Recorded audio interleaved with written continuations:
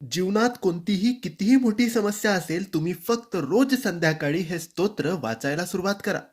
मित्रांनो, तुमच्या जीवनात व्यावसायिक, पारिवारिक किंवा अन्य कोणतीही पैशाची, आरोग्याची कोणतीही समस्या असेल, कोणीतरी आजारी असेल, रोग आजार बरा होत नसेल, व्यापार चालत नसेल, नोकरीत प्रगती होत नसेल किंवा पैसा नसेल, कर्जाची समस्या असेल किंवा परिवारात कोणती ना कोणती समस्या असेल, कोर्ट कचेरीचे काहीतरी मामले असतील, तर अशा सगळं जेही तुमच्यासोबत सुरू आहे, ज्या सर्व समस्या सुरू आहेत, त्या सर्व समस्यांसाठी रोज संध्याकाळी तुम्हाला एक स्तोत्र वाचायचं आहे.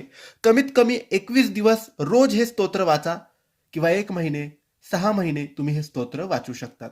हे स्तोत्र मनोभावाने, विश्वासाने रोज संध्याकाळी वाचायचं आहे. हे स्तोत्र आहे व्यंकटेश स्तोत्र. रोज संध्याकाळी देवपूजेच्या वेळेस अगरबत्ती दिवा लावून देवघरासमोर बसून तुमची जीही समस्या, अडचण असेल ती देवांना सांगून